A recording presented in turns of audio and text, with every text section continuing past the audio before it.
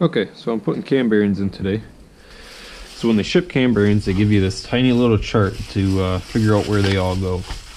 So the way you interpret this is you read these numbers here, and you have to very closely look at these extremely tiny numbers on the cam bearing. So this one says 3193. So you line that up with this, and that can either go in the third or fourth position in the block. This one I put in the fourth. And so what that interprets is the one closest to the timing chain is your number 1, 2, 3, 4, and 5 is the very back one. On big blocks, I believe the very rear one is a lot bigger than the rest of them. So I mean, you obviously know if you got it wrong. There's not a whole lot of leeway in this when you're lining it up with the oil journals and stuff. I got the front one in, I guess you can look there, but I take a little Allen wrench, very tiny, small enough to fit through the hole, and you take and you just give it a little poke to see if you're lined up with the oil hole. So there's another way to do this, and you can take an air compressor and blast some air through that hole and put your finger over this hole, and if there's air blowing through it, you know you got it lined up right. Some small blocks are grooved in the cam bearing spot, so with that being said, if it's grooved, you have to go online and find out where you'd like to put that. Typically on Chevys, it's in the 2 o'clock position because that kind of builds an oil dam, and then you're getting the right oil flow pressure. It's above my pay grade, but there's a really good article on Grumpy Vet. He does very good online forum articles, and there's a good one on that I've referenced quite a few times. So if you need help doing that, that's a good place to go. So now that I got my cam bearings labeled, I got one out of the box here. I've got some assembly lube that I got here from Clevitt. Take it, throw some in there, grease it up real nice, just so when we're installing you don't scratch them, and when you're throwing your cam in, you don't scratch it. And you want everything going in right now to be very well greased in the whole process. So right now I've got the motor right upside down. Typically what I like to do, being that this is going to face in the 2 o'clock position, I try and, well, 2 o'clock if it's facing upright, it'd be, what would it be, 8 o'clock if it's upside down. So what I like to do is kind of direction this to where you're facing that hole down at the 2 o'clock position, and I put a mark right at top dead center of that, so you know where you're lining up with. So now I'm going to reference that down to that hole.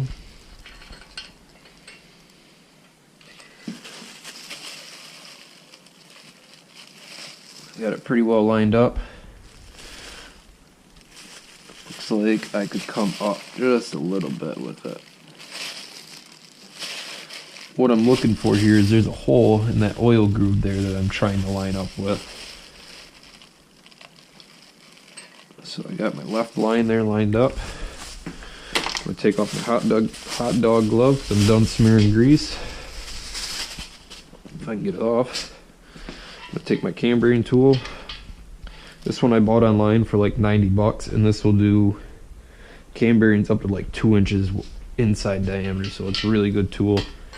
I think I bought it right off eBay. I don't know the brand name of it, but I've used it on small blocks. I've used it on the big block that's in the International. I've used it on quite a few engines now, and I have really enjoyed it. I do have one that's specifically designed just for 350s. I've found with that one it's really good on the 350s, but I still like this because it's a lot easier to get in and out and you don't lose the coupler on it. So now that I got that on there tightened, line it up for top dead center. You stick this Teflon cone in the end to keep your drive rod square.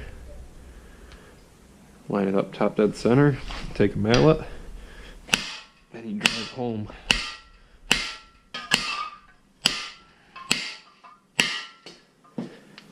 You gotta be careful not to drive it too far, because this rear one gets a freeze plug. You don't want to have that sticking out too far. So I'm going to check this out.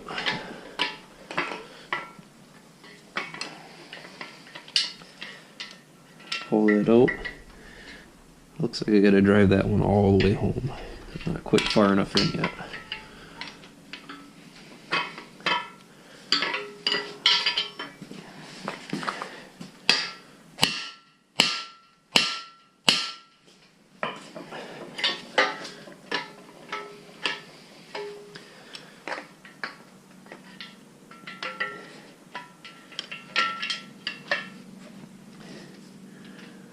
I'm having a hard time seeing it. Get a flashlight on the subject.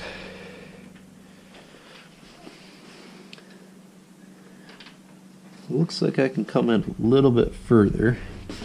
I'm going to take my Allen wrench and line up. See where I'm at with it.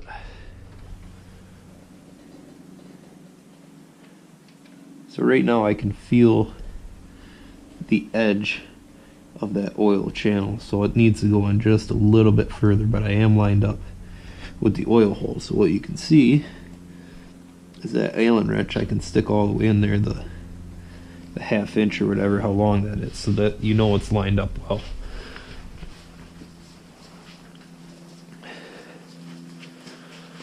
Put my safety gloves back on. Stick this guy through, tighten it up. Wrench back. Doesn't need much, just needs to go maybe 1/16 of an inch. And that will do it.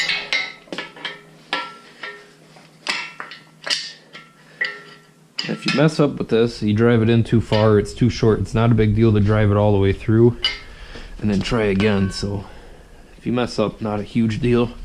You just really want to make sure that when you're ready to walk away from it, they all line up where they need to, and your oil channels line up, and they're not in too far or in too short. So you probably can't see it, but that's lined up perfectly. It's in just far enough. There's a little recess on the back that I can see it's lined up perfectly with.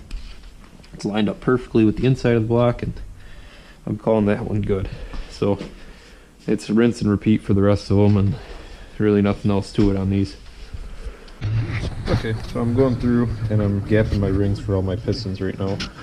So I've got a ring started in there right now.